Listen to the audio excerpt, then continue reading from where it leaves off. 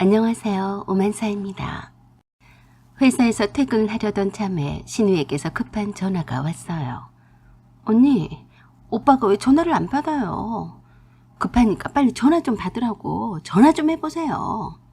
다짜고짜로 숨 넘어가는 소리에 놀랐어요. 회사에서 바쁘니까 못 받았겠죠. 무슨 일이에요? 아이, 미치겠네. 톡도 안 본 것 같아요. 아가씨, 왜 그래요? 어떻게 언니? 엄마가 지금 프랑스에 계시는데요. 어머니가요?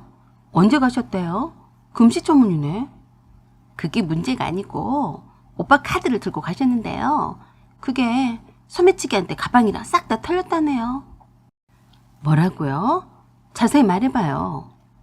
지금 자세히 말하고 말고 할 게 아니에요. 얼른 오빠 카드부터 정지시켜야 하는데 전화도 안 받고 톡도 안 받네요.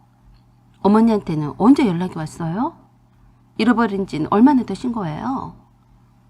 나도 잘 몰라요. 같이 가신 분의 휴대폰으로 전화를 하셨는데요. 어떻게 할 줄 몰라서 난리예요. 일단 남편의 신용카드를 정지를 한 것이 우선이라서 남편에게 전화를 해봤지만 여전히 받지 않았어요. 그래서 남편의 사무실 책상 전화로 전화를 했더니 다른 여직원이 받길래 남편에게 급하니까 꼭 휴대폰 톡을 보라고 전해달라고 했고 전화를 달라고 부탁을 했어요. 한참 후에 남편에게서 전화가 왔어요. 어머니한테 드린 신용카드는 정지시켰어? 그런데 엄마랑 통화를 했는데 말이야. 지금 다 털려서 돈 한 푼도 없다고 한다. 어떡하냐? 같이 간 일행이 있을 거다냐. 어떡하긴 뭘 어떡해? 그리고 넌 왜 나한테 말도 없이 어머니께 카드를 드렸니? 지금 그게 문제야. 우리 엄마 걱정은 안 해. 나 지금 바쁘니까 네가 대신 엄마한테 연락을 해서 어떻게 좀 해봐. 퇴근해서 집에서 얘기하자. 라고 하며 뚝 끊었어요. 남편과 통화가 끝나기가 바쁘게 또 신우한테서 전화가 왔어요. 낯선 여행지에서 정작 돈이며 카드며 가방을 몽땅 소매치기를 당한 것은 시어머니인데 신우이가 더 설레발을 떨었어요. 언니, 우리 엄마 어떡해? 오빠가 회사 일로 바쁘다고 언니랑 알아서 하라는데 어떡해?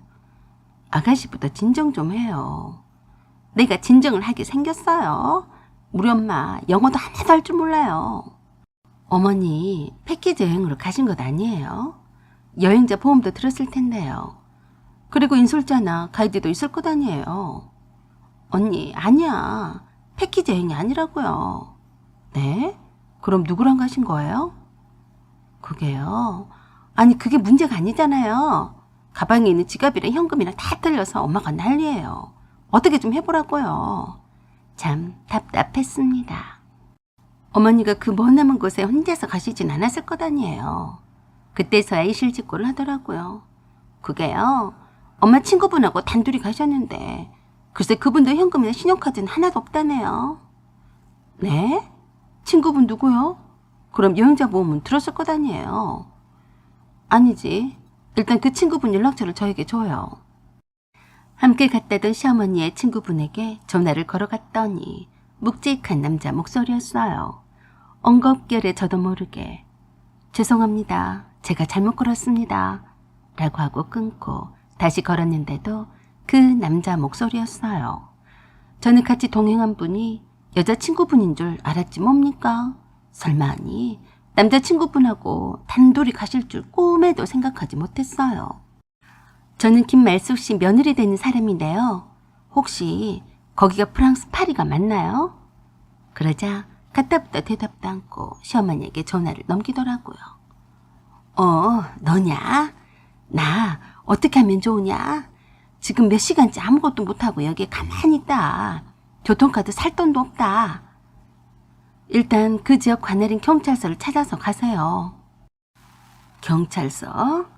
지금 버스 탈 돈도 없다니까 그러네. 돈이 있어야 뭘 하든지 말든지 할 게 아니냐. 일행이 있으시잖아요. 설마니 그분은 버스 탈 돈도 없으세요? 어머니 카드나 뭐나 다 털리셨는데 돈을 어떻게 보내요?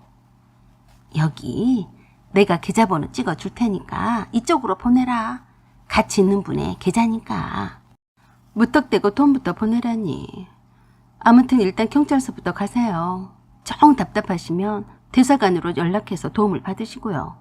빨리 경찰서에 가서 소매치기를 당했다고 증명서 같은 거 받아 놓으셔야 여행자 보험 혜택도 받으실 수가 있어요.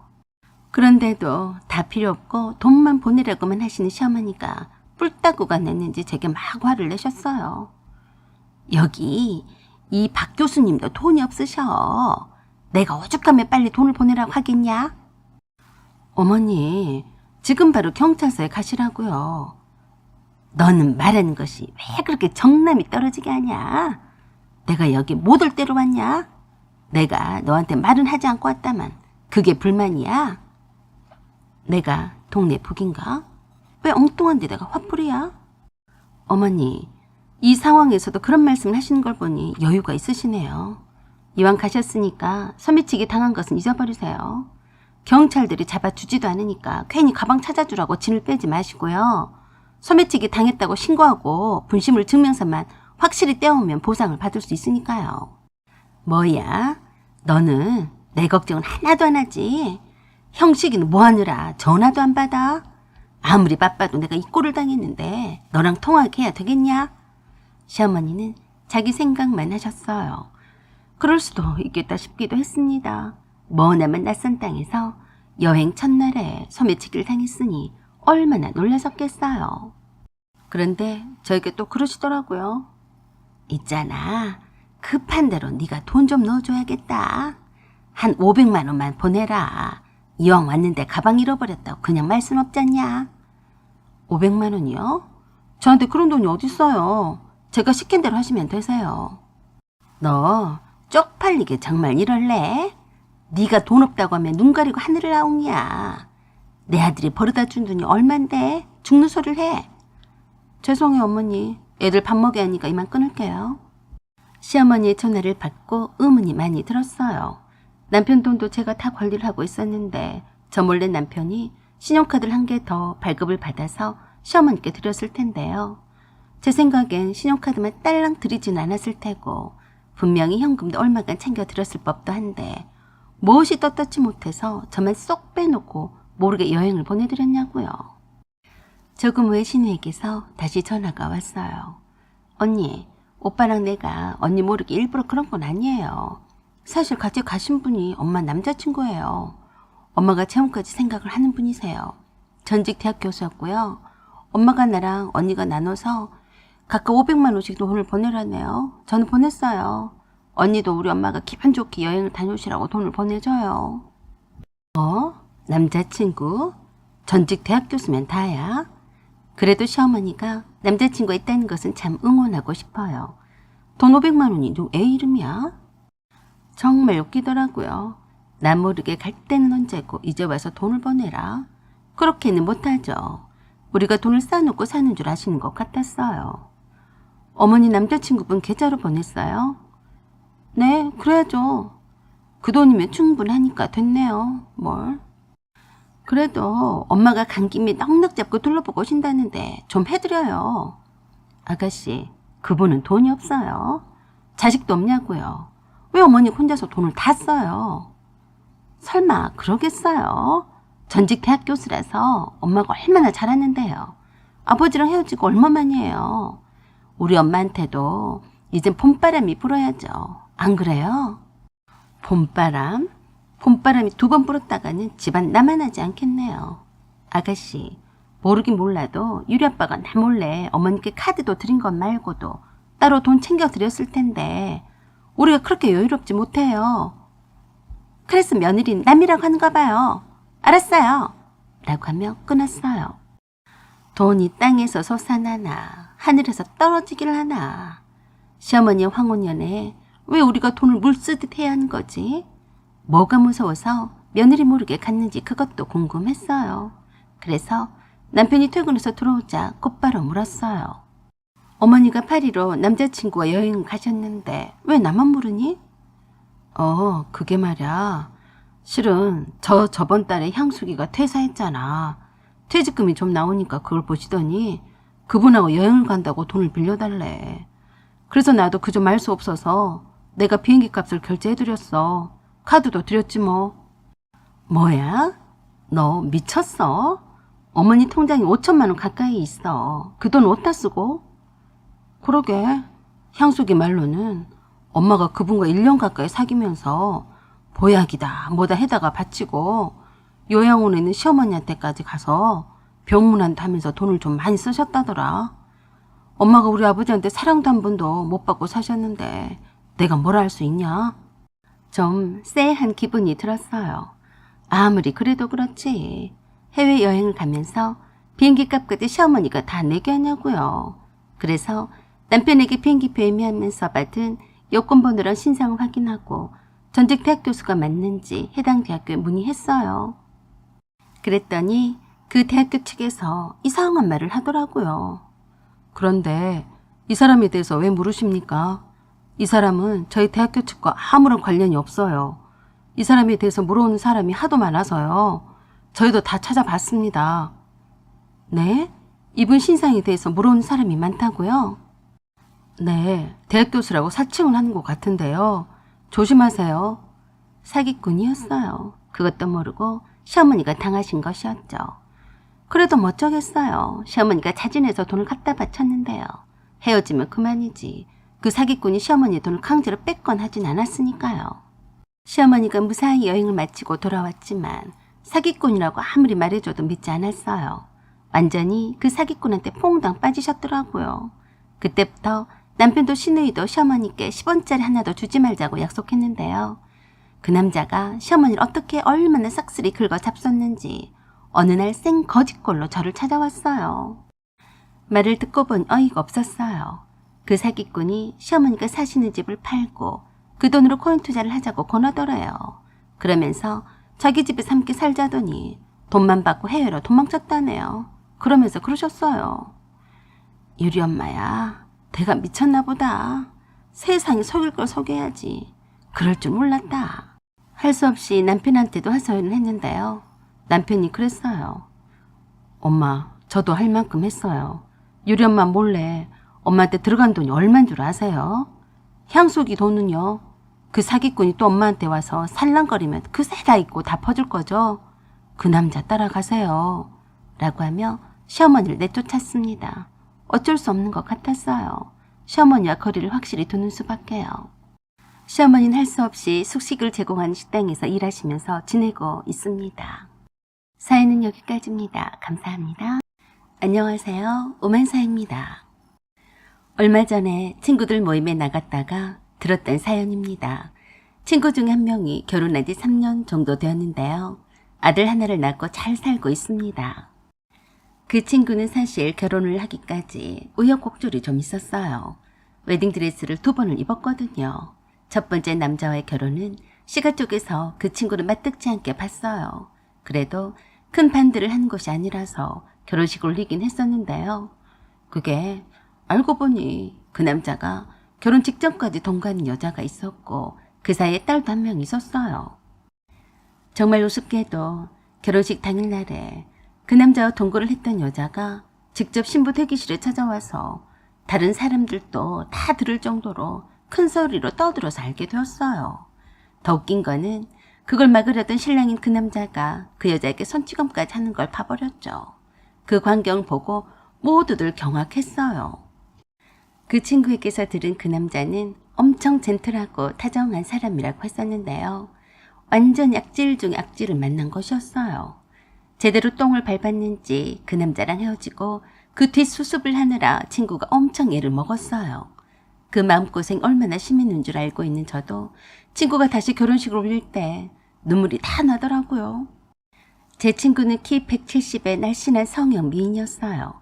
일반인에 비하면 연예인급 미모였으니 주변에 남자들이 꽤 꼬이는 편이었어요. 게다가 친구의 아버지는 주택 임대업을 하시는 분이셨고 친구의 엄마는 음식점을 2개나 운영을 하셨어요. 친구의 부모님이 겉으로 봐서는 평범한 일반 서민과도 같았지만 실상은 알부자였어요. 진짜로 일밖에 모르시는 분이셨죠. 그렇게 되기까지에는 친구의 부모님이 어린 시절에 너무나 가난했던 기억과 그 때문에 상처가 되었던 트라우마가 있었기 때문이었대요. 그래서 그런지 친구의 부모님은 자식들에게 돈을 아낌없이 쓰셨어요.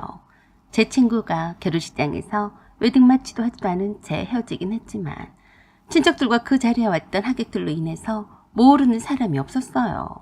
다행히도 지금의 남편이 이해를 해주긴 했지만 친구의 시어머니가 결혼 전부터 안 된다며 노발대발 했었죠. 그것 때문에 또 친구가 마음고생이 정말 심했습니다. 그걸 안타깝게 보던 친구의 아버지가 나서서 다 돈으로 해결했어요. 시어머니가 자기 아들의 명의로 신혼집을 요구해서 그렇게 했고 차도 사달라고 해서 사줬대요. 누가 보면 친구의 남편이 의사나 검사나 되는 줄 알겠어요. 일반 기업체 월급쟁이 회사원이었어요. 그동안 사귀어왔던 그 많은 잘난 남자들을 제쳐놓고 겨우 제가 보기에도 양이 차지도 않는 남자를 만나면서 그 남자와 결혼 못할까봐 안절부절해하는 친구를 보는 마음이 좋지 않았습니다. 첫 결혼의 실패가 이렇게 사람을 자존감을 많이 떨어뜨리는구나 싶었어요. 그래도 다행인 것이 제 친구의 남편이 참 착한 사람이라는 것이었어요. 일과 가정밖에 모르니까요. 하지만 친구의 시어머니는 친구의 과거를 발목 잡아서 늘 올가매려고 했어요. 자주 말은 하지 않았지만 시어머니 때문에 속개나 끓이고 사는 것 같더라고요. 시어머니가 환갑 때가 다가오자 제 친구를 불러서 그랬다네요. 요새 무슨 환갑이냐고 하겠지만 그래도 생일은 생일이 아니냐? 내가 며느리가 없으면 몰라도 어차피 너희들이 내 생일을 그저 말지 않을 테니 너희들 고민하지 않도록 내가 말하마. 네, 말씀하세요. 어디 여행이라도 보내드릴까요? 네 시아버지가 워낙에 어디로 나다니는 것을 싫어하지 않냐. 그냥 돈으로 다오. 내가 알아서 쓰게 말이다. 네, 알겠어요. 어머니, 다른 것은 안 필요하세요? 돈이 다 되는데 뭐가 또 필요하겠냐? 네 시아버지랑 여행을 가봤자 말짱 헛것이다. 내가 돈 있어야 든든하지. 안 그래? 네, 어머니. 식사는 어떤 걸 드시고 싶으세요? 한정식으로 할까요? 뭐? 한정식? 돈이 얼마나 비싼데 그 많은 식구들 몰고 한정식을 먹냐? 차라리 그럴 돈 있으면 나한테 주면 되겠네. 그럴 필요가 있냐? 네 친정엄마 식당 있잖냐? 네? 저희 엄마요? 왜 놀랐니? 싫으냐? 그 좋은 데를 놔두고 어디로 가서 먹자고 그러니? 어머니, 그래도 그건 저희 어머니가 불편하시지 않을까요? 다른 데도 더 좋은 곳이 많은데요. 미쳤냐? 네 친정엄마도 내가 환갑인 거는 모르지 않을 것 아니냐? 내가 이때까지 아들내미 잘 키워서 딸내미한테 줬으니 그 노고는 치사를 받아야겠다. 어머니, 그게 무슨 말씀이세요? 몰라서 묻냐? 내가 너한테 내 아들을 보내면서 백날을 잠을 못 자고 울었다. 내 아들이 뭐가 아쉬워서 한 번 갔다 온 헌색씨랑 결혼을 해? 네 엄마한테 전해라. 그날 환갑 생일잔치는 네 엄마 식당이 사고 최소 1,000만 원은 축하금으로 준비하시라고 말이다. 알았냐? 네? 1,000만 원이요? 왜 놀라냐? 어머니, 그건 좀 심하세요. 뭐야? 남들 하는 거 못 들어봤니? 유럽 여행을 가도 1,000만 원은 더 들 거다. 내가 너희들하고 유럽 여행을 가자고 하냐? 크루즈 여행을 가자고 하냐? 행여나 내 아들 돈으로 생색 낼 생각은 하덜덜 마라. 그래서 제 친구도 얼척이 없었대요. 평소 때는 고분고분 했었는데 자기도 모르게 열이 뻗쳐서 그랬다네요. 어머니, 아무리 그래도 사돈한테 1,000만 원씩이나 갖다 바치라는 말이 어디 있어요? 전 그렇게는 못해요. 뭐야? 그렇게는 못해? 네, 저희 친정엄마도 딸내미 곱게 키워서 갖다 바친 것도 억울한데 무슨 상납금을 바치란 말 아세요? 그러자 시어머니가 그 자리에서 기가 막히다며 펄딱펄딱 뛰는 거 싶더니 떼굴떼굴 구르는 신용까지 해가며 난리 법석을 떨더랍니다. 너 말 한 번 잘했다. 그래, 곱게 키워서 남의 남자를 한 번 갔다 온 것이 자랑이냐?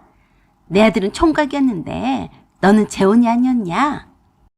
그러자 갑자기 시 외할머님이 문을 팔칵 열고 나타나셨어요. 어메, 듣고 있자니까 내가 천불이 나서 못 있겠네. 구순이 시 외할머니는 몸만 왜소하실 뿐 목소리는 쩌렁쩌렁 하셨습니다. 깜짝 놀란 시어머니가 그런 시 외할머니께 짜증을 부리더라고요. 아이 엄마, 놀랐잖아. 며느리랑 얘기를 하고 있는데 갑자기 왜 그러세요? 뭐시여? 이 잡것이 옛날에는 착하더니만 어쩐다고 이렇게 변해버렸냐? 엄마, 며느리 앞에서 뭔 소리예요? 뭔 소리? 똥 묻은 개가 뭐 어쩐다고 하더니 딱 너를 두고 한 소리니 모르겠냐? 엄마, 왜 그래? 내가 뭐 어쨌다고? 네가 뭔디? 우리 이쁜 봉식이 각시를 걸고 넘어지냐? 어? 엄마, 채통 없이 왜 그래요? 내 며느리야. 얼른 방에 가 계세요. 며느리랑 할 말이 아직 남았어요. 네? 그러자 시외할머니가 효자손을 집어들더니 시어머니 대급박을 세게 내려치시려길래 슬쩍 피하려다 바닥에 미끄러져 엎어지셨대요. 아이고, 이를 어째. 아이고. 네 마디 비명을 지르고 난리가 났는데 시어머니가 코를 감싸쥐고 나중내하며 방방 뛰셨어요. 시외할머니한테 코를 쥐어잡고 소리를 지르고 난리였대요. 엄마는 전생에 나랑 원수 줬어? 이거 코 성형한 지 얼마나 되었다고? 이거 잘못되면 다 엄마 탓이야. 그러자 시외할머니가 그러셨다네요. 그거 어떻게 되었다고 죽진 않아. 이거 사. 그 코도 봉식이 각시가 해줬담서. 그리고 1,000,000원이 애 이름이야? 네가 시방 우리 봉식이 각시를 말려 죽일 셈이야? 엄마, 며느리 앞에서 못한 소리가 없네. 엄마는 빠져요. 빠지긴 뭘 빠져? 앞전에 내 구순잔치 때 봉식이 각시가 나한테 준 봉투에서 딱 100만 원만 남기고 돈 슬쩍 해갔잖아. 내가 모른 줄 알았지? 세상에 이렇게 나한테 잘하는 손주 며느리가 어디에 있겠냐? 내가 낳은 딸도 내 돈을 도둑질해 갔는데. 그러자 시어머니가 놀라서 아니라며 오해라고 손을 저으며 그러더래요. 엄마, 왜 그래요? 며느리 앞에서. 나 안 그랬어. 뭔가 오해하신 거예요. 오해? 치라라고 자빠졌네. 내가 네가 정서방하고 결혼을 한다길래 없는 살림에 혼수한다고 돈을 얼마나 많이 썼냐. 네가 유부남과 바람을 핀 바람에 소문이 나서 네 시집에서 할까봐 얼마나 내가 속을 끓이고 살았어. 그래도 우리 봉식이 각시는 너보다 나아야. 청천벽력 같은 시외할머니 그 말씀에 하얗게 질린 시어머니가 시외할머니의 입을 틀어막으려고 했어요. 그때 갑자기 안방에서 주무시고 계신 줄로만 알았던 시아버지께서 거실로 나오셨대요. 어머니, 이게 무슨 소리입니까? 봉식이 엄마가 뭐 어째요? 유부남과 바람을 피웠어요? 그게 사실입니까? 갑작스런 아버님이 등장해 놀라기는 시외할머니도 마찬가지셨대요. 아니, 자네 다 들었나? 여보, 엄마가 헛소리 하신 거예요. 말도 안 돼. 내가 당신을 왜 속이겠어요? 그럼 장모님 구순잔치 때 우리 며느리가 드린 돈 봉투에서 돈 빼간 것은? 그건 왜 그랬는지 잘 기억이 안 나. 그러자 시외할머니가 효자손으로 땅바닥을 딱 치면서 그러셨어요. 기억이 안 나긴 뭐가 기억이 안 나? 내 딸이라서 어디 두고 보자 하고 아무 말 안 했더니 진짜 모른 줄 알았지? 그래놓고 네 며느리한테는 겨우 환갑 주제에 사돈댁에 가서 얻어 처먹고 돈까지 바치라고 하냐? 이 천하의 몹쓸 거사. 그러자 코를 부여잡고 있던 두 손을 싹 붙이고 시외할머니한테 싹싹 빌더라네요. 엄마, 내가 잘못했으니까 이젠 그만 좀 해요. 누가 보면 진짜로 엄마 돈을 훔쳐간 줄 알겠네. 이 썩을 것이 아직도 정신을 못 차렸네. 너 나한테 죽고 싶냐? 내가 죽을 때가 다 되었다고 시방 나를 무시해? 내가 내일 죽는 한이 있어도 오늘은 네 버르장머리를 고쳐주고 떠나야겠다. 이리 오니라. 그러자 아버님이 시외할머니께 단정히 무릎을 꿇고 사죄를 하셨대요. 장모님, 제가 봉식이 엄마를 대신해서 사죄를 드리겠습니다. 어떻게 구순잔치에 며느리가 올린 봉투에 손을 댄답니까? 이 사람이요, 제가 책임을 지고 정신을 차리도록 교육을 시키겠습니다. 라고 하시더니 결연히 일어나셔서 그러시더래요. 당신 며느리 앞에서 할 짓 못할 짓을 다 하다가 우리 집안 개망신을 시켰어. 나랑 수십 년을 살면서 나를 속였어. 어디 그 내막을 한번 들어보자고. 당장 방으로 날 따라 들어와. 내가 오늘부터 내 성깔이 얼마나 사나운지 보여주겠어. 늘 웃는 나치 아버님이 그렇게 심각한 얼굴로 말을 쫙 내리깔고 안방으로 들어가시니까 시어머니가 산송장처럼 하면서 따라 들어가더라네요.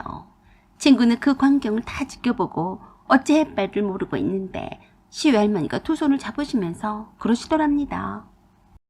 아가, 네 시어매가 한 소리는 한 귀로 흘러버려라이.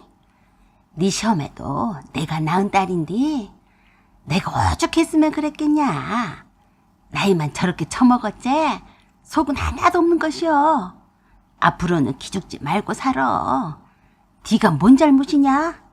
네 시어매처럼 평생을 속이고 산 것이 잘못이지. 내가 죽기 전에 네 시어매 버릇은 딱 부러지게 고쳐놓을란다. 알았냐? 그 후 폭풍으로 친구의 시아버지께서 환갑은 무슨 얼어 죽을 환갑이냐며 다 때려치우라고 하셨대요. 시외할머니께서도 한 번만 더 시험씨 노릇을 하면 몽둥이를 들고 쫓아온다는 말에 시어머니가 전 한 통도 안 주시고 가타부터 말도 없으니 딱 할도리만 하고 살아서 편해졌다고 했어요. 며느리한테 평생 삥 뜯으며 살아보려다가 시외할머니 덕에 과거가 폭로가 되어버렸으니 더 이상 제 친구의 꽃들이를 잡진 않을 거라고 하더라고요. 제 친구도 더 이상 시어머니 뜻대로 해주지도 않을 거라더군요. 그러면서 시외할머니가 오래오래 건강하게 사셨으면 좋겠다고 그랬습니다. 사연은 여기까지입니다. 감사합니다. 안녕하세요. 오만사입니다. 지금 이 글을 써 내려가는 제 마음은 씁쓸하기만 합니다. 제가 이런 경우를 당할 줄 알았겠어요. 결혼은 정말로 둘만이 아닌 가족 간의 관계라더니 그 말이 딱 맞는 말 같아요. 남편과는 5년이나 사귀다가 결혼을 했어요. 같은 대학에서 친구처럼 지내다가 서로가 너무 뜻이 잘 맞고 대화도 잘 통하고 뭐든지 좋았어요.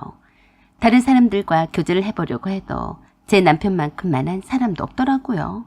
그래서 저희 부모님의 결혼 반대에도 불구하고 결혼을 강행했었는데요. 그게 보기 좋게 이혼을 하고 말았어요.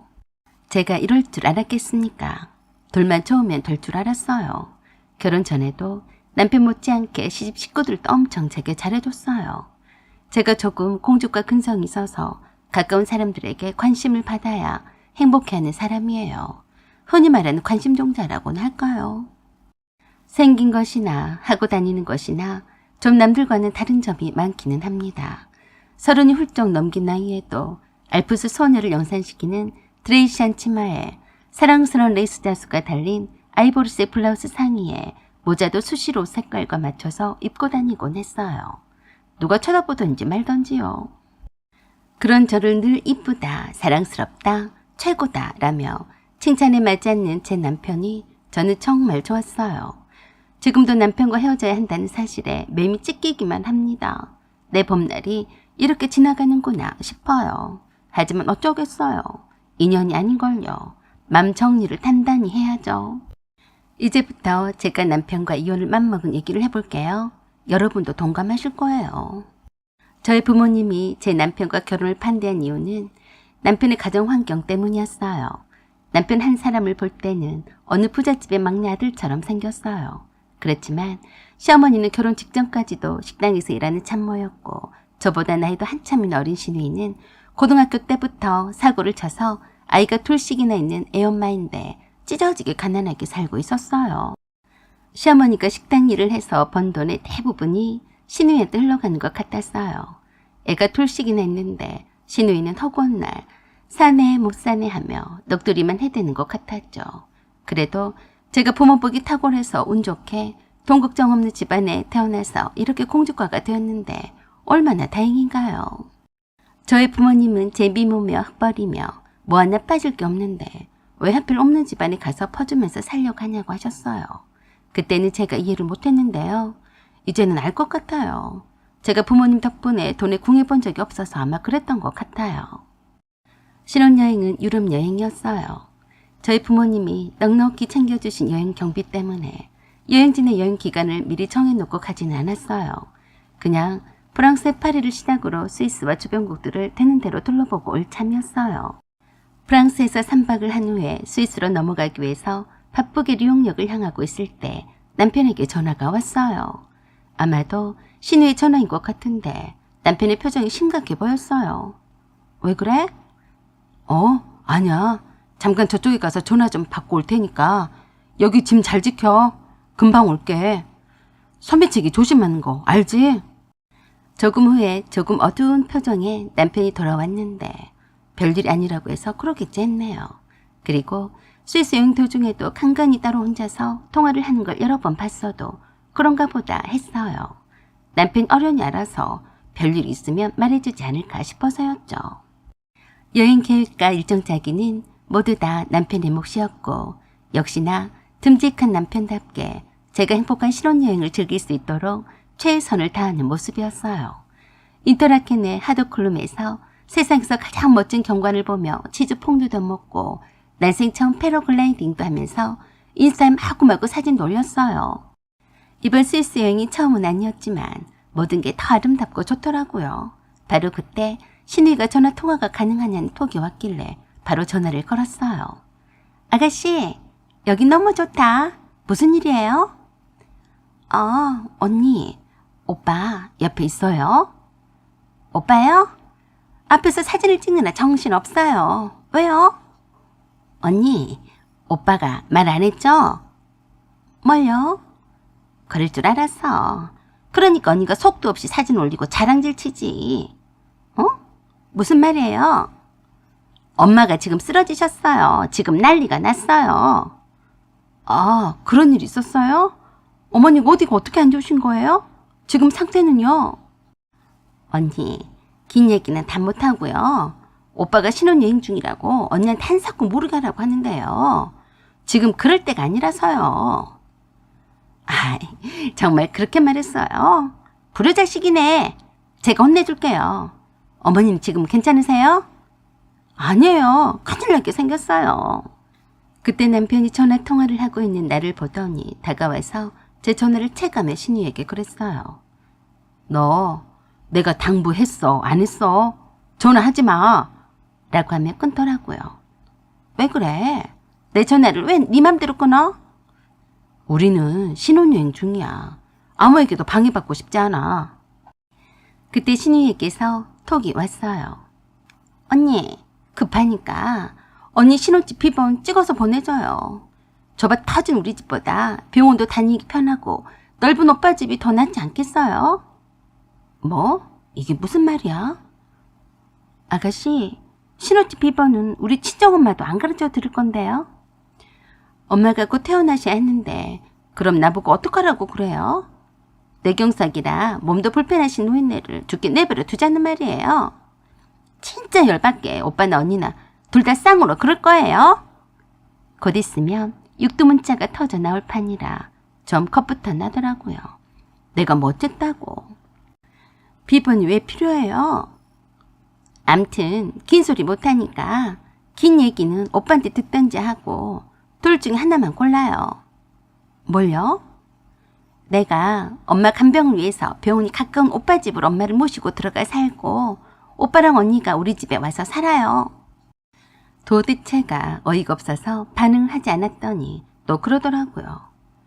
아니면 언니가 우리 엄마 모시고 살면서 간병도 하면 되겠네. 둘 중에 하나만 골라요. 그리고 급하니까 신혼집 비번도 알려줘요. 누구 맘대로요? 둘 다 못해요. 라고 했더니 그럼 네가 우리 엄마 모셔. 우리 엄마는 죽게 생겼는데 그놈의 신혼여행이 대수야? 빨리 비번 안 될 거야. 아이고 이게 웬 날벼락이야. 내 행복한 신혼여행 중에 왜 찬물을 꼈는지 모르겠더라고요. 그래도 이해가 되지 않아서 혹시 날 놀려주려고 한번 떠보는 게 아닌가 하고 생각했어요. 일단 어쩌나 보자 했더니 톡으로 별말을 다 하더라고요. 시어머니가 쓰러졌는데도 언니랑 오빠는 신혼여행이 그렇게도 중요해? 내가 애가 둘씩이나 있는데 엄마 간병 혼자서 어떻게 해? 빨리 와서 며느리 노릇은 안 할 거야? 알아서 잘해봐. 내 집에 와서 살든지 아니면 우리 엄마 모시면서 간병까지 해가며 살든지 알아서 해. 상당히 말하는 폼이 싸가지가 없더라고요. 그래서 제가 전화를 해서 그랬어요. 야, 네가 뭔데 나한테 반말이냐? 그리고 네 엄마가 쓰러져서 죽던지 말던지 나랑 무슨 상관이야? 네 엄마니까 네가 알아서 해라.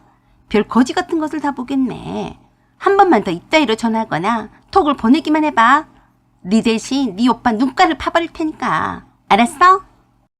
공주과인 내가 갑자기 시정 잡배처럼 말도 걸쭉하게 하자 놀란 듯 잠깐 말이 없더니 또 그러더라고요. 올케 언니가 사람이야? 허중 내가 애 같으면 그러겠어. 엄마는 다 죽게 생겨서 병원에 입원해 있는데 오빠나 언니는 그저 신혼여행에 취해만 있는데 내가 안 미치고 백이겠어? 그래? 미쳤으면 병원에서 치료를 받을 일이지. 뭐하러 사람도 아닌 나한테 그러니? 한 번만 더 이런 식으로 나한테 그러면 너는 그때 진짜로 정신병으로 쳐 넣어줄 테니까 각오해라. 어디 말 같은 소리를 해야 말이지. 라고 하며 전화를 딱 끊었더니 몇 분 후에 쓰러졌다던 시어머니가 그새 전화를 해왔어요. 다 죽어가는 소리로 저에게 그러셨어요.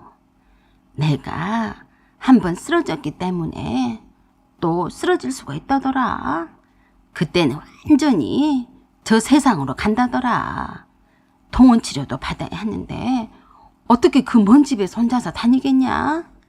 지금은 많이 좋아져서 통원 치료를 하면 된다는데 어디 무서워서 병원에서 그 먼 집에서 나 혼자 다니겠냐? 그래서 어쩌라고? 내가 니들이 사는 집에 붙어서 아예 눌러 앉겠다는 건 아니다. 당분간 내 치료가 끝날 때까지만 그러겠다는 거야. 아이고 머리야. 그러니까 어서 비번 불러라. 죄송한데요. 그렇게는 안 되겠어요. 왜 하필 괜찮으시다가 저희가 결혼식 올리자마자 그러시는데요? 뭐시여? 너는 내가 쓰러졌다는데도 그런 말이 나오냐? 어머니, 쓰러지긴 뭘 쓰러졌다고 그러세요? 쓰러진 분이 임영웅 콘서트를 가셨어요? 왜 거짓말을 하시고 그러세요? 그러다 벌 받으세요. 그러자 흠칫 놀라서 그러셨어요. 누가 임영웅 콘서트에 갔다고 그러냐? 그래서 큰이모가 임영웅 콘서트에 갔다가 제 시어머니를 만났다며 사진을 찍어서 보내준 것을 시어머니께 전송했어요. 어떤 낯선 아저씨랑 사이좋게 팡팡 뛰며 좋아 죽고 못 살더라고요. 쓰러져서 병원에 입원을 해 있다는 사람이 그러고 있었으니. 그랬더니 아무 말도 없이 조용했어요. 남편에게도 그 사진을 보여주면서 제가 그랬습니다. 나는 네가 너무 나랑 잘 맞는 환상이 짝꿍일 거라고 생각했거든. 그런데 아닌가 봐. 여기서 그냥 둘이 찢어지자. 혹시 몰라서 내가 비번을 바꿨는데 그러기를 참 잘했네. 네가 스위스 패스랑 비행기값이랑 숙소비도 다 네 카드로 했지? 그러자 남편이 제게 싹싹 빌었어요. 평생 너를 공주처럼 행복하게 해줄게. 내가 신혼여행까지 와서 이혼을 당하면 쪽이 팔려서 어떻게 사냐. 한 번만 봐주라. 우리 엄마랑 내 동생과 사는 게 아니잖아. 내가 그 이상으로 잘할게. 초장부터 이러는데 어떻게 너를 믿고 살겠니? 아휴, 나도 김샜다. 내일 아침에 나는 나대로 갈 테니까 너는 너대로 가라. 신혼여행이 아니라 이별여행이 되어버렸네요. 신혼집도 어차피 아빠 소유의 집이었는데 저에게 임대로 주신 것이었어요. 어디서 감히 신혼집과 신우이집을 맞바꾸려 해? 생 도둑놈의 집구석이 아닌가요? 나 같은 며느리를 어디서 구한다고 욕심을 부렸을까 싶었는데 저한테는 잘된 일이죠. 제가 철부지 공주과인 것 같긴 해도 이래봬도 쇼핑몰 운영하는 사람이에요. 남편도 다니던 직장을 그만두고 제 쇼핑몰 직원으로 채용을 하려고 했었는데 일을 잘하는 편이라 싶기는 해도 못 쪼겠어요. 제가 결혼을 하면서 줬던 혼수며 선물이며 싹 다 돈으로 환산해서 제게 주느라 대출을 받았다고 하던데 그러던 말던 이젠 남이네요. 사연은 여기까지입니다. 감사합니다. 안녕하세요. 오만사입니다. 설날 연휴는 잘 보내셨는지요? 유난히도 긴 것만 같던 설 연휴가 너무 빨리 지나버린 느낌입니다. 저에게는 이번 설날이 참 특별했어요. 왜냐고요? 결혼 후 처음 맞는 명절이었으니까요. 시부모님은 제가 시집와서 처음 나는 설날이라며 신희와 도련님에게 어디 꼼짝도 하지 말고 명절에 붙어있으라고 명령을 하셨어요. 친구들과 놀기 좋아하는 도련님이 참 불만이 많았어요. 왜 아니 그러겠어요. 그래도 아직은 20대인데 얼마나 그 연휴가 꿀맛 같을 텐데 다른 데로 놀러 가지도 못하게 하고 그 긴 시간 동안 집에 붙어있으라 했으니. 도련님에게는 아직 여자친구도 없고 그렇다 할 만하게 썸을 타는 여자도 없다고 했지만 틈만 나면 혼자서라도 휘잉하니 어딘가로 떠나기를 주저하지 않았던 타입이라 저도 결혼식 때 잠깐 폰으로 이렇게 차분 얼굴을 본 적은 없었네요. 도련님은 귀여운 강아지 한 마리를 키우고 있었어요. 리트리버인데 도련님의 친구가 키우던 리트리버인 봉자가 새끼를 8마리나 낳아서 주변 친구들에게 떠맡기다시피 해서 반강제 입양을 보냈다고 하더라고요. 아주 어린 강아지라서 키운 지는 고작해야 2달밖에 안 되었어요. 졸지에 또 맡겨져서 댕댕이 아빠가 되어버린 도련님이 하루에 한 번 이상은 산책을 해주며 공기도 쐬어주고 놀아줘야 한다는 친구의 말에 매일 아침 일찍 일어나서 댕댕이인 제니를 데리고 아침 운동을 한다고 했는데 겨우 일주일 했다더라고요. 제니라고 이름을 붙인 것은 순전히 블랙핑크의 팬이라서 붙여준 거라네요. 그 짧은 기간 중에도 제니는 도련님보다 더 사랑을 아낌없이 주는 시부모님 집에서 지내는 경우가 더 많다고 했습니다. 원룸에서 혼자 사는 도련님이 출근을 하는 동안에 혼자 있어야 해서 그것을 안 시부모님이 늘 안쓰러워했는데 도련님이 출장을 가거나 친구들과 놀러 갈 때에는 직접 아버님이 오셔서 제니를 데려와서 돌봐주시곤 했어요. 순하고 어찌나 사랑스럽던지 애교도 많아서 온 식구가 다 이뻐했어요. 특히 아버님의 사랑이 대단해서 댕댕이 아빠인 도련님보다도 아버님을 더 따라서 아버님 곁엔 늘 제니가 찰싹 달라붙어 있었어요.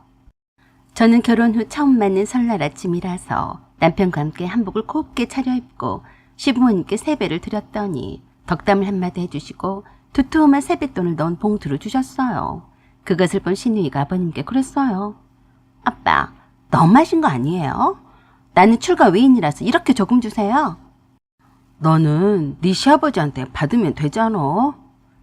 아빠가 올케가 새로 왔으니까 설날 전에 우리 시댁이 먼저 인사드리고 오라고 하셨잖아요. 그래서 세뱃돈 못 받아요. 그건 네 사정이야. 어떻게 내 며느리랑 시집간 딸내미랑 같아? 입이 쭉 나온 신우이가 또 그러더라고요. 그래도 손자한테는 세뱃돈 많이 주세요. 아직 돌도 안 지난 어린 아들을 안고 세배 인사를 드리고 아들 손을 시부모님께 내밀었어요. 시부모님께서 각각 봉투를 내밀었는데 그 자리에서 바로 봉투를 열어보더니 그러더라고요. 애기게 5만원권 딸랑 한 장이 뭐예요? 내 아들 복 많이 받으라고 딱 10만원 채워주시지 그러셨어요. 그러자 시어머니가 소꿉다는 듯이 웃으시면서 그러셨어요. 아이고, 아들 하나 낳은 것이 벼슬이다. 네가 키웠냐? 내가 다 키웠어. 그랬으면서 고생한 엄마한테는 용돈도 쥐꺼리만하게 주면서 세뱃돈 타령이야. 그러자 옆에 있던 신우이 남편이 머쓱했는지 그러더라고요. 죄송합니다, 장모님. 제가 직접 드려야 했는데 다음부터는 제가 직접 이체를 해드리겠습니다. 보기보단 힘찬이 엄마가 손이 좀 작네요. 그 말에 신우이가 그랬어요. 뭘 그래? 내가 힘찬이를 키우느라 돈도 많이 들고 그러는데 어떻게 주고 싶은 대로 팍팍 드리겠어? 그 말에 시어머니가 크게 웃으시며 그러시네요. 내 딸이지만 좀 그러긴 하네. 내가 좀 웃자고 한 소리네. 내 딸도 친정이라서 편해서 하는 소리고 신경 쓰지 말게. 다들 웃으면서 보내는 행복한 설날 아침이었어요. 거기까지는 딱 좋았어요. 저도 미리 준비를 한 봉투를 신우이 아들 손에 쥐어줬어요. 여지없이 그 자리에서 봉투를 열어보더니 그러더라고요. 언니, 그렇다고 딱 10만 원이 뭐예요? 우리 아빠가 언니한테 준 돈이 얼만데? 언니도 나처럼 손이 작네. 오빠는 안 줘? 그러자 남편이 웃으면서 지갑에서 5만 원권 한 장을 꺼내서 힘찬이 손에 쥐어줬어요. 그래도 또 불만이더라고요. 부부가 왜 이렇게 틀려? 올케가 10만 원 줬는데 오빠는 이게 뭐야? 우리 힘찬이한테 쓰는 게 그렇게 아까워. 그 말에 남편도 껄껄 웃으면서 기분이다 라며 5만 원권 한 장을 더 주어줬어요. 그리고 나서 아버님이 제니한테 세배 인사를 하라고 하셨어요. 그러자 도련님이 그러더라고요. 아빠, 그렇지 않아도 제니한테 세배 인사 교육 좀 시켰어요. 제니야, 세배하자. 라고 하면서 목에 커다란 복주머니를 달아줬어요. 그 모습에 다들 귀엽다며 사진을 찍고 난리가 났습니다. 아버님이 제니에게 5만원권 한 장을 떡하니 주니까 제니가 그 돈을 입에 물었어요. 그러자 도련님이 그 돈을 제니의 복주머니에 담더라고요. 저는 한 10,000원짜리 한 장이나 주려고 했었는데 아버님이 5만원을 주시니까 어쩔 수 없이 5만원권 한 장을 줬어요. 남편한테도 따로 세배 인사를 하는 제니가 귀여워서 남편도 5만원을 줬어요. 제니는 시부모님이 참 이뻐하는 반려견이라서 소홀히 할 수가 없는 존재였었죠. 신우이 남편도 역시나 5만원을 제니에게 꺼내들자 신우이가 그랬어요. 무슨 강아지한테 세뱃돈 5만원씩이나 줘? 냅둬. 우리 힘찬이보다 더 많이 받는 게 말이나 돼? 그 말에 살짝 도련님과 신우이가 옥신각신했습니다. 뭔 소리야? 제니도 내 딸이야. 시댁에서 지내는 동안 신우이와 도련님이 사이좋게 지내는 꼴은 제대로 못 본 것 같아요. 시부모님이 저와 남편에게 작은 아버지 댁이랑 고모님 댁 인사를 다녀오라고 하셨어요. 선물은 설날 전에 미리 보내드렸고 따로 친척들 간의 전화로 안부 인사를 오전 내내 하셨습니다. 저와 남편만 인사를 가는 것이 아니라 신우이와 도련님도 따라 붙었어요. 작은 아버지 댁과 고모님 댁을 돌며 신우이는 신우이 아들을 앞세워서 수금을 야무지게 하고 다녔어요.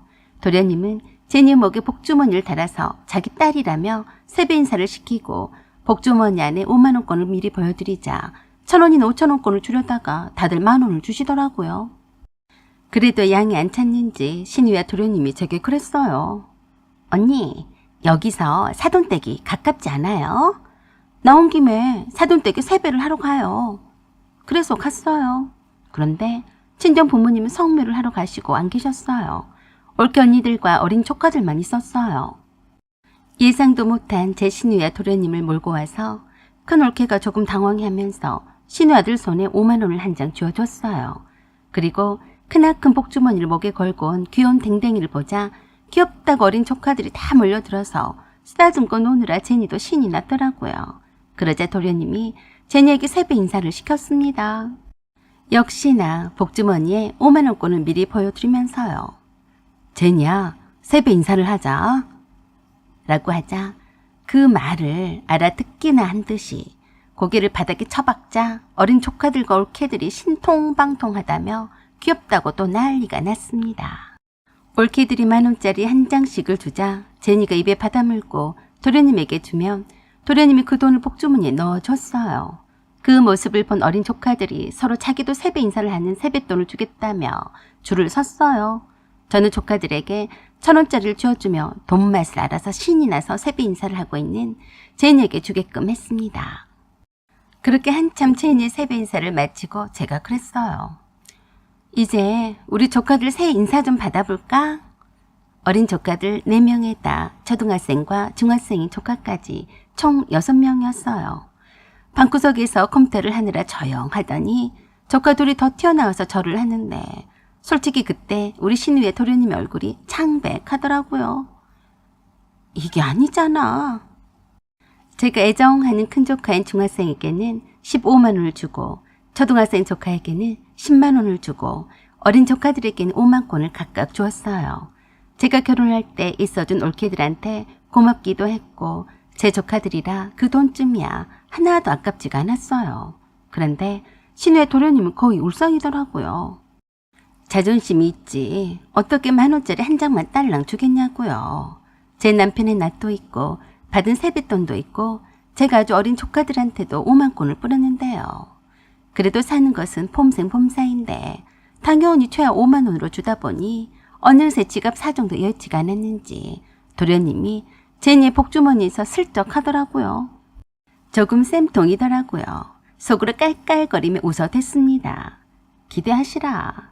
앞으로 신우와 도련님 교육은 맡아놓고 내가 하겠으니 두고 봐라. 이것들아. 허허. 그러게 뭐하러 가자고 해. 받기만 할 줄 알았지. 줄 줄은 꿈에도 생각을 못한 것 같았어요. 사돈집이니까 더 환대를 받고 대우받을 줄 알았나 봐요. 요새 얼마나 설날 오후에 어른들만 있지 자식들이 있기나 하나요? 설날 아침에 떡국 먹고 세배 인사를 한 후에 다 가버리니까요. 내 조카들만 대박 난 거죠. 저한테 세뱃돈 받고 남편한테도 따로 받고 거기에다가 뜻밖의 신우의 도련님에게까지 세뱃돈을 받았으니 말이에요. 친정집을 나서면서 신우이가 제게 그러더라고요. 언니, 왜 말 안 했어? 사돈어른이 안 계시면 가지 말 걸 그랬네. 나도 그럴 줄 알았겠어요. 내일 올 줄 알고 계셔서 올케들도 다들 친정에 안 가고 내일까지 있다가 갈 참이었는데 마침 아가씨가 가자고 해서 간 거잖아요. 그냥 신우이는 수금을 하러 다니렸다 돈만 푸고 나오게 되자 입이 쭉 나왔더라고요. 도련님도 제니가 그동안 받은 세뱃돈보다 더 많이 쓰고 나왔으니 둘이 또 싸우는 게 아닌가 싶더라고요. 가정적이고 매사에 따뜻한 아버님의 그늘 아래에서 부족함이 없이 자라서 약간 철도 덜 든 듯한 신우이와 도련님이지만 앞으로는 철이 들겠죠? 아니면 말고요. 제가 휘둘릴 사람은 아니니까요. 그래서 행복한 설날이었습니다. 사연은 여기까지입니다. 감사합니다. 안녕하세요. 오만사입니다. 저는 그때가 57세 중년 여자였어요. 퇴직을 한 지는 한참이 지났고 큰딸이 벌써 32살이었어요. 남편은 60세였고 다니던 직장도 퇴직한 후로는 퇴직금으로 주식에다 돈을 꼬라박고 맨날 주식창만 쳐다보는 주식충인지 오래되었어요. 남편은 워낙에 이기적인 인간이라서 자기 돈을 가족들에게 쓰는 것을 엄청 아까워합니다. 그런데 애들은 몰랐었죠. 애들한테도 엄청 엄살을 부리고요. 이젠 애들도 다 자기 벌어 쓰고 있어서 애들에게 들어가는 돈이 없기는 했지만 공과금 외에는 생활비는 전혀 내놓지 않았습니다. 그게 다 믿는 구석이 있기 때문이죠. 제가 남편보다 급여도 많이 받는다는 이유 아닌 이유를 들어서 돈을 내놓지 않았어요. 늘 제게 돈 없다는 말을 입에 담고 살았어요. 노후를 대비한다나 어쩐다나 핑계도 가지가지 했었죠. 저보다 급여도 작았던 남편이 늘 제게 자격지심을 가지고 있었던 터라서 톡하면 그랬어요. 너 돈 잘 벌잖아. 웬만하면 네가 알아서 해. 왜 나한테 손 벌리냐? 나 먹고 살기도 바빠. 말도 안 되는 소리에 여러 번 싸우기도 했지만 돌아오는 것은 남편의 주먹과 손찌검 세례뿐이었어요. 그 때문에 여러 번 이혼의 위기를 맞은 적이 한두 번이 아니었는데 그때마다 남편은 아들을 앞세워서 잘못했다고 빌거나 불쌍한 척 위선을 떨곤 했어요. 제 아들이 초등학교 4학년일 때 정말로 남편과 살기 싫어서 집을 나온 적이 있었는데 아들에게 아빠가 잘못해서 엄마가 집을 나갔는데 엄마 없이는 못 산다고 얼마나 사정사정을 했는지 아들이 울면서 찾아왔더라고요. 저는 어떡하든지 남편과 제가 싸우는 모습을 보여주기 싫어서라도 이혼을 할 생각이었는데 남편은 그걸 다 보여줬어요. 그 어린 것한테 아빠가 엄마를 때렸다고 말했고 아빠가 엄마보다 돈을 못 버니까 아빠를 무시해서 때렸다고 했다네요. 제 딸도 남편의 말만 듣고서 저를 무척이나 원망을 많이 했어요. 어린 제 딸이 그랬었어요. 엄마, 돈 좀 그만해. 아빠가 못 벌면 엄마가 벌어서 살면 되잖아. 왜 아빠가 돈 못 번다고 아빠를 무시해? 그러니까 아빠가 주먹이 나가지. 아빠가 그랬어. 맞을 짓을 해서 엄마가 맞았다고. 아빠가 돈을 못 벌어서 엄마가 돈을 달라고 해도 못 준다고 그랬어. 그 어린애들한테 못하는 소리가 없었어요. 남편은 나쁜 인간이었어요. 애들 상대로 가스라이팅을 오지게 했으니까요. 제가 절대로 남편에 대한 것이나 싸웠던 사실들을 말하지 않는 것을 이용했습니다. 자식에 대한 교육관도 자신의 이기적인 생각의 틀에 맞지 않으면 다 버리고 마는 인간이었어요. 사실 남편과 이혼을 미룬 것도 애들 때문이었어요. 남편이 애들에게 아주 잘못된 방식으로 가스라이팅을 했어요. 세상에서 가장 불쌍한 사람이 자신이고 제일 못된 여자가 엄마라고 가스라이팅 한 사람이었고 아빠에 대해서 나쁜 선입견을 주지 않으려고 안 좋은 말을 하지 않고 있던 저를 알았기에 그걸 10분 이용했어요. 이혼을 하게 되면 애들을 아주 망쳐놓을 게 뻔했으니 참을 수가 없었어요. 그래서 남편과 싸우지 않을 방법은 남편에게 돈을 달라고 요구하지 않는 것이었기에 제가 번 돈으로 자잘한 생활비와 애들에게 들어가는 교육비 등을 다 충당할 수밖에 없었어요. 그때부터 늘 복수할 날만을 꿈꿔왔습니다. 사람들은 그럴 거예요. 그래도 그렇지. 그렇게 어찌 사냐고요. 이혼이 그렇게도 쉬웠으면 100번 아니 수천 번은 더 했을 겁니다. 법보다는 당장의 눈앞에 남편의 폭력이 두렵고 그걸 바라보는 내 애들이 받을 상처가 더 두렵기만 했어요. 해주지도 않을 이혼 소송에 애들을 담보로 할 수는 없었으니까요. 그래도 남편은 애들이 다 커서 눈치가 보였는지 애들 대학 등록금은 직접 애들에게 보내주더라고요. 학비는 제가 다 냈고요. 애들 용돈도 티나게 보내줬고요. 아이고, 그것도 어디냐 싶어서 지켜봤어요. 남편도 사람이긴 했는지 애들이 커갈수록 애들 눈치를 살피는 것 같았죠. 그래서 나이가 쳐들어가니까 이제 조금 정신 좀 차리나 싶었습니다. 저는 애들이 성인이 된 때부터 철저하게 돈 관리 교육을 시켰어요. 너희들이 번 돈은 절대로 그 누구한테도 오픈하지 마라. 특히 아빠한테는 절대 하지 마라. 혹시라도 엄마가 사고로 죽더라도 엄마 돈은 절대로 아빠에게 넘겨서는 안 된다. 잊지 마라. 그래서 만일을 위해서 금융계좌 정보도 유사시 알 수 있게 조치해뒀어요. 우리 애들도 바보가 아닌데 그동안 보고 느낀 것이 있을 텐데 왜 제가 이 말을 하면서 강조를 하는지 모르겠습니까? 조금씩 아빠란 인간이 어떤 인간인지 이해를 하고도 남을 나이가 되었을 때쯤에 남편과 이혼을 하겠다고 마음을 먹었어요. 저도 이기적인 인간이 되고 싶었거든요. 그렇지만 그걸 눈치라도 챘는지 어쨌는지 아니면 돈 쓰기가 싫어서인지는 몰라도 은퇴를 하자마자 시골로 들어가서 살겠다고 했습니다. 그러라고 하면서 이혼을 해주고 가라고 했더니 떨어져서 사는데 무슨 이혼이냐며 묵살해버렸어요. 그래도 남편이 없는 세상을 사니까 참 좋더라고요. 이래서 이혼을 하는구나 싶었습니다. 50대에는 남편 있냐 없냐에 따라서 삶의 질이 달라진다는 말을 누가 했나 싶더라고요. 남편만 빼놓고 애들과 여행도 자주 다녔고 좋은 추억도 많이 만들었어요. 남편은 제가 퇴직도 하기도 훨씬 전에 잦은 은퇴를 하고 제게 말도 없이 혼자서 시골 골짜기에 들어가서 살고 있어서 같이 안 산 지는 오래되어서 글쎄 이혼이 무슨 의미가 있을까 싶었습니다. 그래도 한 번씩 집에 올 때마다 제가 이혼을 하자고 했어요. 이혼은 무슨? 누구 좋으라고 이혼을 해? 너 또 이혼 말을 꺼내면 애들한테 다 말할 거야. 뭘 말한다는 거야? 네가 바람이 나서 남편이고 뭐고 다 버리고 도망갈 생각을 한두 번 한 게 아니라고 말이야. 네가 딴 놈이 있으니까 맨날 나랑 이혼 생각만 하는 거 아니냐? 그랬으니 둘이 단둘이 대화만 했다고 하면 5분도 안 지나서 싸움밖에 날 일이 없었어요. 그래서 남편에게 이혼 서류만 던져주고 말았었는데 저도 나중에서야 안 사실이지만 아들이 보다 못해서 남편이 있는 시골집에 내려가서 남편에게 협박을 했다네요. 아빠, 엄마랑 이혼하실 생각이 없으시면 집에는 절대로 올라오실 생각은 전혀 하지 마세요. 그동안 저희들 키우느라 고생만 하신 엄마를 더 이상 괴롭히지 마세요. 없는 듯이 여기서 쭉 사세요. 아파도 엄마한테 연락하지 마시고 제게 연락하시고요. 고모들한테도 엄마한테 연락하지 마시라고 하세요. 아셨어요?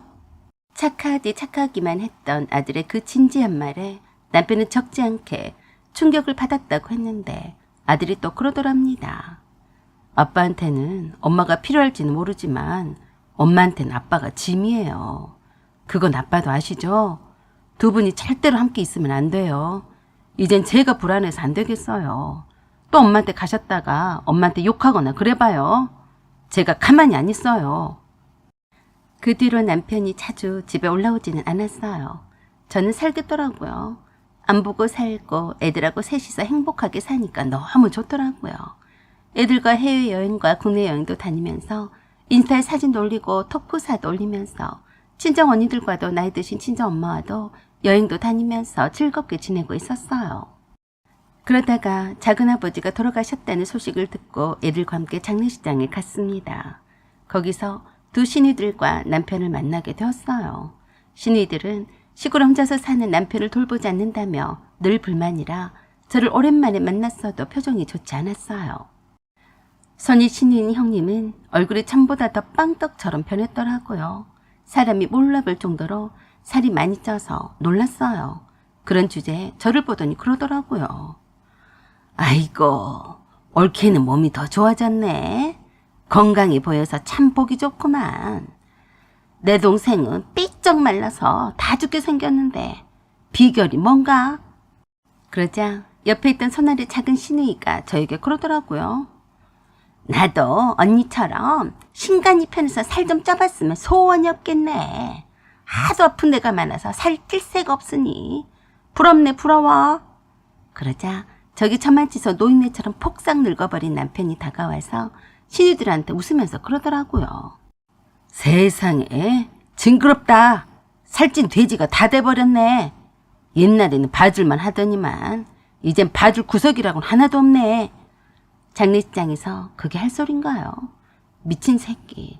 다 늙어빠진 노인네가 되었으면서 누굴 보고 살찐 돼지래. 웃기고 있네. 제가 무시하고 그냥 지나치려는데 손이 시누인 형님이 그 말을 듣고 받아치더라고요. 무슨 소리를 하냐? 너처럼 말라 삐뚤어진 것보다야 살이 찌니까 이젠 사람 같아 보인다. 정말 보기 좋구만. 누나, 말은 바로 해야지. 저게 사람인가? 내가 살찐 돼지라고 한 것도 좋게 말한 거야. 어느 누가 봐도 저게 여자로 보인가? 어째서 저렇게 내가 없는 새 자기 관리 하나도 못하고 사는지. 여기는 뭐하러 왔어? 창피해 죽겠네. 시집 식구들이 다 있는데 앞에서 별소리를 다 하더라고요. 남편 말을 듣고서 시력이 나쁜 고모 할머니도 저에게 와서 그러셨어요. 어디? 얼마나 살이 쪘다고 그러냐? 나이가 들면 다 찌는 것이요. 숭신이도 살이 많이 더 쪘는데 왜 그러냐? 그러자 남편이 어이가 없는 말을 했어요. 우리 누나는 몸이 아파서 그런 거예요. 고모, 이 여자는 게을러서 돼지처럼 많이 처먹어서 그런 거라고요. 안 그래? 제가 기가 막혀서 말이 막혀 있는데 또 작은 신우가 그랬어요. 그러기는 하네. 우리 언니는 밥 한 숟가락만 겨우 먹는데도 갱년기 때문에 살이 찌는데 언니는 잘 먹은가 보네. 그래도 곰돌이 같으니까 봐줄만 하네. 보기는 좋아. 그때 친척 어른들께 인사를 하면서 그 말수를 새겨듣고 있었는지 제 아들이 혜성처럼 나타나서 큰 소리로 그랬어요. 아버지, 엄마가 원래 날씬하셨는데 이렇게 된 것이 다 아버지 때문이에요. 이혼도 안 해주고 엄마 핏바람 먹으니까 스트레스 안 받으시겠어요? 그리고 제 딸도 질세라 한마디 던졌어요. 고모들만 갱년기가 아니라 우리 엄마도 갱년기예요. 큰 고모도 게을러 빠져서 빵떡처럼 부은 건 아니잖아요. 다시 제 아들이 한마디 던졌습니다.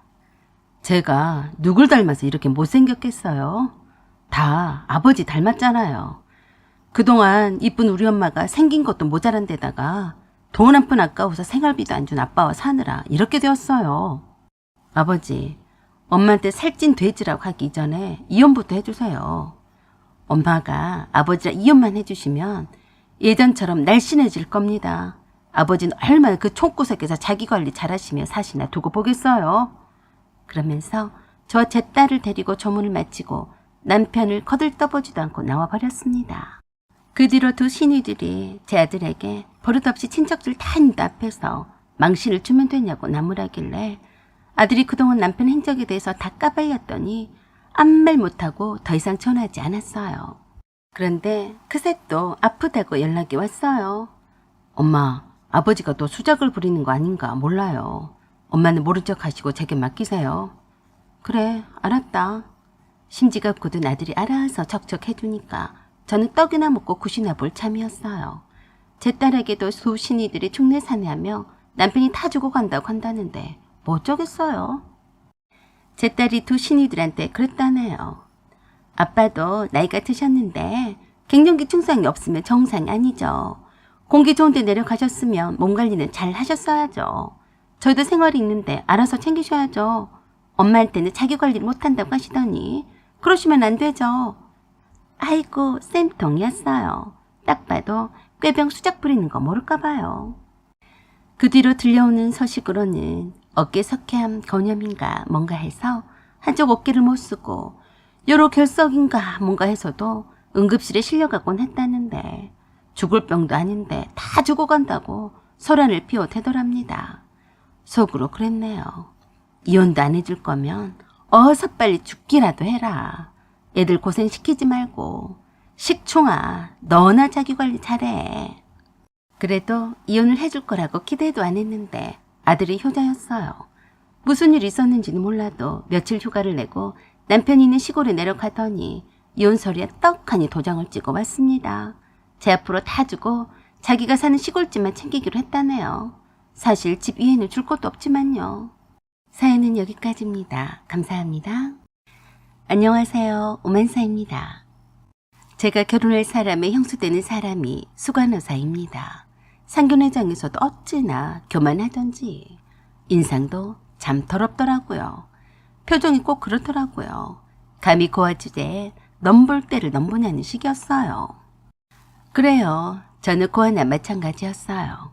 얼굴도 모르는 아버지가 제가 아주 어렸을 때 병으로 돌아가셨어요. 엄마가 저만 남겨두고 재혼을 하셔서 외국에 나가서 살고 계셨기 때문에 저는 그동안 할머니와 할아버지 손에서 자랐다가 할머니가 돌아가신 뒤에 할아버지가 편찮으셔서 큰아버지와 큰어머니가 저를 잘 챙겨주셨어요. 큰아버지는 사업을 하시는 분이셨는데 자그마한 회사를 운영을 하셨고 큰어머니는 중학교 교사였어요. 제가 비록 엄마와 아빠도 없이 자라긴 했지만 불행하다고 생각을 해본 적이 없었어요. 오히려 저를 짠하게 생각을 하셨던 할머니와 할아버지의 절대적인 사랑과 보살핌 속에서 잘 자랐으니까요. 저와 결혼할 남자는 맛집과 의사예요. 저는 외국 계열 보험회사에서 근무를 하고 있고요. 그래서 그랬던 것 같았어요. 제가 솔직해서 부모님도 없이 자랐다고 그대로 말을 했더니 저를 우습게 한 모양이었어요. 제가 어디가 고아인가요? 하여간 사람들은 왜 어떻게든지 자기보다 낮춰서 보려고 하는지. 제가 처음에 예비시댁에 인사를 드리러 갈 때에도 예비 형님이 와서 주방에서 음식을 하고 있었어요. 그래도 예비 시부모님은 교양을 갖추신 분이라서 저를 따뜻하게 맞이해 주시는데 예비 형님은 영 못마땅한 듯한 표정으로 생전 한번 웃지 않고 무표정해서 신경이 좀 쓰이더라고요. 식사 전에도 저를 간신히 주방으로 불러서 이거 내가라 저거 내가라 지랄맞게 굴었어도 그때까지는 몰랐어요. 예비 형님이 저를 아주 우습게 보고 그러는지를요. 싹싹하고 상냥한 제가 부침성 있게 잘하자 제게 그러더라고요. 혜인 씨는 우리 도련님과 결혼하니까 참 좋겠네. 뭔 복이 그렇게도 많을까. 아, 네. 제가 남편 복이 있을까요? 그러게. 그런데 왜 부모 복은 없을까? 그 말에 조금 당황했어요.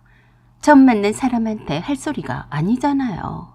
그게 무슨 좋은 소리라고 일부러 꺼내는 것이 영 기분이 좋지 않았어요. 남편 복이 많으면 된 거죠. 안 그래요? 그랬더니 아니 꼽다는 표정으로 완전히 비꼬듯이 저를 정면으로 쳐다보며 그랬어요. 우리 도련님이 의사라니까 좋죠? 나도 수간호사예요. 내 남편도 의사는 아니어도 병원에서 근무하고 있고요. 우리 시부모님이 저렇게 웃고 계셔도 속마음까지 그럴 거라고 생각하는 건 아니죠? 나나 되니까 말해준 거예요. 뭘 말이에요? 몰라서 그래요. 여기서 혜인 씨를 반기는 사람은 아무도 없어요. 고아나 마찬가지인데다가 별 볼 일 없는 직장에다 의사가 어울리기나 해요. 웃어줄 때 알아서 떠나주는 것도 예의가 아닐까요? 나보고 무슨 상관이냐고 하겠지만 나도 급에도 맞지 않는 동서가 왔으니 물 흐를까봐 걱정이 돼서요. 이 여자가 어디서 미친 개고기를 잡섰나? 말하는 꼬락서니가 왜 이래? 나에 대해서 뭘 얼마나 안다고 저러는지 밥맛 떨어지게 생겼다고 생각했어요. 뭐라고요? 말씀을 너무 심하게 하시는 거 아니에요?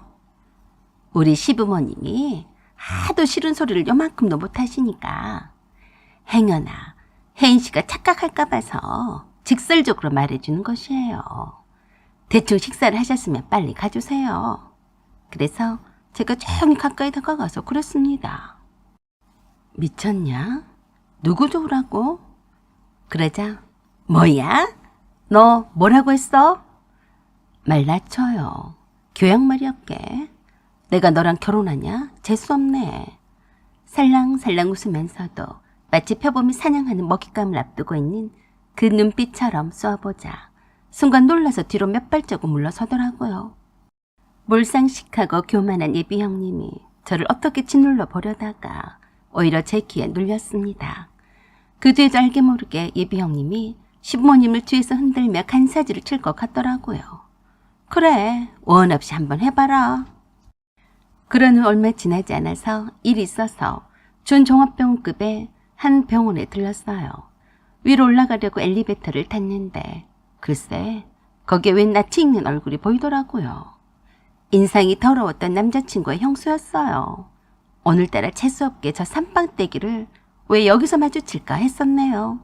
수간호소라 그런지 뒤로 간호사 3명을 거들먹거리며 끌고 다니는 것처럼 보였는데 내가 엘리베이터에 탔는데도 자리도 안 비키고 위에서 내리 깔고 보는데 웃기더라고요. 아니, 혜인 씨가 여긴 웬일이에요? 제가 옆에 있는 틈으로 꼽사리 비켜 타면서 그랬어요. 아, 여기서 일하세요? 깜빡 몰랐네. 그런 저를 아래 위로 훑더니 덕을 한껏 치켜들며 또 그랬어요. 어디 몸이 아픈 거 아니야? 저는 대답도 않고 병원장실 층을 눌렀어요. 그랬더니 또 그러더라고요. 병원장실은 또 왜? 혹시 본팔로 왔어? 저는 그저 콧방귀만 끼고 내가 왜 네 질문에 대답해야 하냐는 듯이 제 앞만 바라봤어요.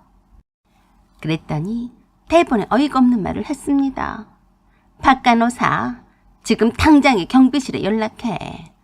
일을 어떻게 하냐고. 빨리 이쪽으로 오라고 해. 어떻게 병원장실까지 보험 영업하러 오게 만들어? 내 이것들을 가만히 안 둘 거야. 그래서 제가 돌아다 보며 가슴에 달린 명패를 보며 그랬습니다. 김말순 간호사님, 인성이 글러먹으니까 눈까지 멀었어요. 지금 나보고 하는 소리는 아니겠죠? 바로 그때 엘리베이터 문이 열렸는데도 자기 갈 길은 가지 않고 수행하던 다른 간호사에게 저를 병원장실로 가는 것을 막으라고 지시했어요. 그대로 다시 엘리베이터를 함께 다 올라가서 제가 엘리베이터에서 내리니까 저를 따라 나오면서 저를 삥 둘러서 막아 섰어요. 못 가게 내 앞을 가로막는 간호사들에게 그러더라고요. 세상에 별 거지 같은 것들이 갈 곳이 없나. 여기가 감히 어디라고 보험 영업을 하러 와? 소문이 날까 무섭네. 이 여자 끌고 나가. 바로 그때 훤히 보이는 유리문 너머로 비서실 직원이 나를 보더니 뛰어나왔어요. 어서 오세요. 그렇지 않아도 원장님이 기다리고 계셨어요. 그런데 이게 무슨 짓입니까? 그 말에 놀라서 예비 형님이 그랬어요. 이 여자를 아세요?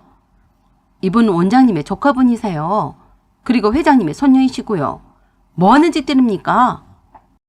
그 말에 김말순의 명령에 나를 애워쌌던 간호사들이 죽어라 머리를 조아리며 죄송하다, 몰라봤다, 진짜로 보험 영업하러 온 사람인 줄 알았다며 어쩔 줄을 몰라 했어요.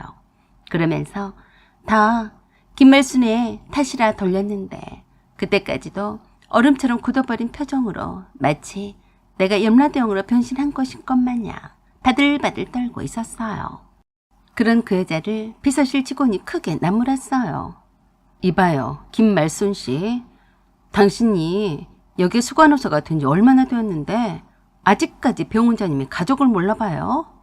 이분이 회장님을 대신해서 병원 운영에도 관여하시는 것도 몰라요? 네, 제가 어찌 알겠어요. 호스피스 병동에서만 일했는데요. 그래서 제가 그 비서실 직원에게 또박하게 말했어요. 이렇게 인성도 글러먹은 사람을 호스피스 병동에? 이분 수간호사로 추천한 사람 명단을 뽑아서 올려주세요. 그리고 김말순 씨는 당장 해고하세요. 그때서야 정신이 온전히 돌아왔는지 잘못했다고 싹싹 빌어댔지만 이미 엎질러진 물인데 어쩌겠어요. 알고 봤더니 김말순 그 여자가 수간호사가 된 것도 원무과 팀장이던 남편의 적극적인 혈연과 지원과 학연으로 얼검해서 적극적으로 인사팀에 로비를 한 탓인 걸 알아냈습니다. 제가 그런 부조리는 두고 볼 수는 없다며 철저하게 조사를 지시했어요. 극진한 할아버지 뼈 속에서 병원장인 작은아버지도 내 말이라면 꿈쩍도 못하는데 까짓거 한낱 수간호사인 주제에 나한테 까불었으니 뻔한 거 아니겠어요. 김말순 그 여자의 남편도 해고를 당하게 생겼으니 제 남자친구를 앞세워서 저를 찾아왔어요. 나를 또 언제 봤다고 두 손을 모으고 공손하게 말하는 그 태세전환이 참 웃겼어요. 제가 정말로 반성을 많이 했습니다. 남편까지 해고를 당하면 시부모님이 저를 가만히 두시겠어요. 사람 하나 살린 셈 치고 한 번만 용서를 해주세요. 이 사람도 나 때문에 집안 망쳐들게 생겼다며 같이 못 산다고 하는데 나 얘들도 아직 어린데 이혼당하면 안 됩니다. 제가 잘못했습니다. 남자친구는 제게 면목이 없다며 제 뜻대로 알아서 하라고 하더라고요. 그래서 제가 그랬어요. 두 분 다 해고감인 건 아시죠? 해고만 안 당하면 되는 건가요? 그럼요. 그렇게만 해주신다면 정말 감사하겠습니다. 그래요? 그럼 제가 특별히 이번 한 번만 용서를 해드릴게요. 그렇지 않아도 건물관리부서 인원이 채워지지 않는다고 하던데 두 분 다 사이좋게 그쪽으로 인사이동을 할 테니까 병원 구석구석 청소나 잘하세요. 네? 관리부에서 일하라고요? 왜요? 두 분 다 나란히 해고할까요? 아니요. 제가 당장에 두 사람을 나란히 해고를 해버릴까 무서워서 그것도 감지덕지해야 하는 눈치였어요. 제 남자친구가 자기 형에게 눈을 끔뻑거리면서 이젠 더 이상 아무 말도 하지 말라고 하는 것 같던데 아마도 설마니 좀 시간이 지나면 다시 제자리로 돌려주겠지라고 기대하는 것 같았습니다. 아이고 꿈도 야무지다. 백날 그렇게 헛꿈만 꾸면서 병원 바닥 청소와 구조 일을 열심히 잘해봐. 그래도 목구멍이 포도청이라 애들도 있는데 해고를 안 당한 것도 고마워해라. 그 일로 인해서 예비 형님이 남편한테 심하게 야단을 듣고 이혼 말까지 나오면서 부부싸움도 찾았다고 했습니다. 그 뒤부터는 제 앞에서 기어다닌 꼴이라니. 사람을 대충 보고 얕잡아서 함부로 하더니 자기보다 한 수 위인 것 같으니까 알아서 잘 기어다니네요. 행여나 제가 남자친구와 결혼 안 할까봐 속 꽤나 끓이고 있겠네요. 더 시간을 두고 결혼을 결정할까 하고 있습니다. 제가 급할 게 하나도 없으니까요. 제 남자친구는 제 처분대로 기다린다고 하니까 두고 보겠습니다. 여러분, 늘 사람을 쉽게 판단하지는 마세요. 사연은 여기까지입니다. 감사합니다.